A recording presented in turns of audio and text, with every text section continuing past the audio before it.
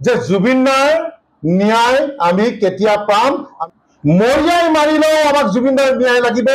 গুলিয়াই মাৰিলেও আমাক জুবিনদাৰ ন্যায় লাগিব জেল হ'লেও আমাক জুবিনদাৰ ন্যায় লাগিব সিধা কথা স্পষ্ট কথা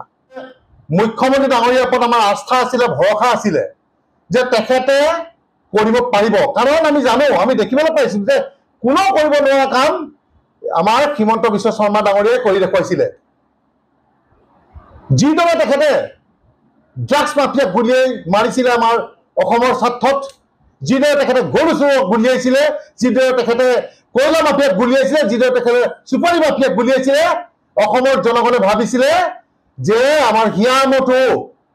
আমাৰ অন্তৰাত্মা আমাৰ ভগৱান জুবিনদাৰ ক্ষেত্ৰত ন্যায় পাম আৰু এটা ভাল খবৰ তেখেতৰ পৰা লাভ কৰিম মিয়াক আমি ভাবিছিলো মিয়াক যিদৰে আপুনি অবৈধ বাংলাদেশী যিদৰে বলডেজাৰ চলাই হাজাৰ হাজাৰ ভূমি উচ্ছেদ কৰিছিল হাজাৰ হাজাৰ ঘৰ ভাঙি দিছিলে আমি ভাবিছিলো এই কালপিত শেখৰৰ ঘৰ আপুনি ভাঙি দিব আমি ভাবিছিলো কিতাপ শৰ্মাৰ ঘৰ আপুনি ভাঙি দিব আমি ভাবিছিলো শ্যামকানু ঘৰ আপুনি ভাঙি দিব আৰু এটা আমি কথা আপোনালোকৰ যোগেদি ক'ব বিচাৰিছো আমি দেখিছো সিদিনা সংবাদ মাধ্যমৰ যোগেদি দেখিছো যে গৌৰৱ গগৈ ডাঙৰীয়া এটা ৰেলী কৰিছে বেনাৰ পোষ্টাৰ লৈ গৌৰৱ গগৈয়ে এটা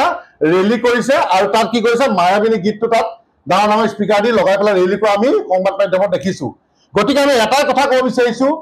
don't bring your dirty politics to Zubeen Garg don't bring your dirty politics for Zubeen Garg প্ৰত্যেকটো ৰাজনৈতিক দলক আমি কৈ দিব বিচাৰিছো যে ৰাজনীতিয়ে নানিব জুবিন গাৰ্গৰ লগত কিন্তু জুবিন গাৰ্গ কেতিয়া ৰাজনীতি কৰিবৰ কাৰণে হ'ব নোৱাৰে বিজেপি হওক এজেপিয়ে হওক কংগ্ৰেছে হওক চিপিআই হওক অখিল গগৈ হওক লুইনে হওক যোনে হওক আমি কৈ দিছো ডাৰ্টি পলিটিক্স কিন্তু জুবিন গাৰ্গৰ ক্ষেত্ৰত ইউজ নকৰিব নহ'লে কিন্তু আমি ভয়াৱহ কৰি দিম কিন্তু দেই অসমীয়া যুৱক কিন্তু হাতত নাথাকিম বাৰে বাৰে আমি কৈ আহিছো শুনিছো যে কাইলৈ পৰহিলৈ তেওঁলোকক ক'ৰবাত জেলৰ হাতলৈ পঠিয়াই দিব যে অসম নহয় বোলে বাহিৰৰ ক'ৰবাত জেললৈ নিয়া যুঁজা চলাই আছে কিন্তু সেইটো আমি অসমৰ জনগণে কি কৰিব লাগে সেইকেইটা কৰিম আকৌ চিঞৰ মাৰি দিলে শুনা নিচিনা ছিংগাপুৰ আপোনালোকে গৈ পেলাই এই যিকেইটা অহা নাই তাৰ অকণমানকৈ ভিডিঅ' কাটি তেওঁলোকে ছ'চিয়েল মিডিয়াত দিলে এই আপোনাৰ ফৌজ পঠিয়াই দিয়ক পুলিচ আপোনাৰ চৰকাৰ আপোনাৰ বন্ধুত্ব ৰাষ্ট্ৰ বুলি আমি গম পাওঁ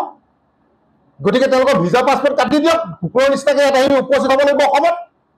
আৰু যদি নোৱাৰে আপুনি বলক আমি লগত যাম অসমীয়া জনতা আপোনাৰ লগত যাম পেটটোত ধৰি গোটেইকেইটাকে লৈ আহিম পেটটোত ধৰি চুচৰ চিচৰ গোটেইকেইটাক লৈ আহিম ছিংগাপুৰৰ পৰা কোনো পিটন দি উলিয়াই দিম জুবিন দাক আমাক কি কৰিছিলে কি নাই আৰু বিশেষকৈ পাইলটজন যিজন পাইলটে সেই ইয়টখন চলাই আছিলে সেইজনক আনিব লাগিছিলে এজন যদি তাৰ বাসিন্দা হয় তেখেতে সন্মানে আহিলে হয় তেখেতক সুধিলে জলজন পটপটকৈ ওলাই পৰিলেহেঁতেন হয়তো সেই ইয়টখনততো কেমেৰা আছে ভিডিঅ' কেমেৰা আছে গোটেই ফটেজখিনি আমি সংগ্ৰহ কৰিব পাৰিলেহেঁতেন আপোনালোকে কৈছে তাত গৈ আমি এনকুৱাৰী কৰিব ঠিকে আছে এনকুৱাৰী কৰিব নালাগে আমাৰ এই অসমৰ যিকেইটা ধুৰন্ধৰ কালপিত যিকেইটা অসমৰ এছ'চিয়েশ্যনৰ নামত তাত আছে এইকেইটাক কিন্তু চুচৰাই আনক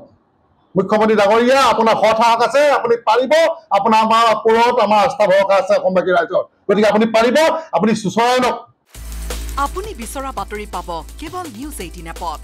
নিউজ 18 এপ ডাউনলোড কৰিবলৈ স্কেন কৰক এই QR কোড গুগল প্লে ষ্টৰতো পাব এই নিউজ 18 এপ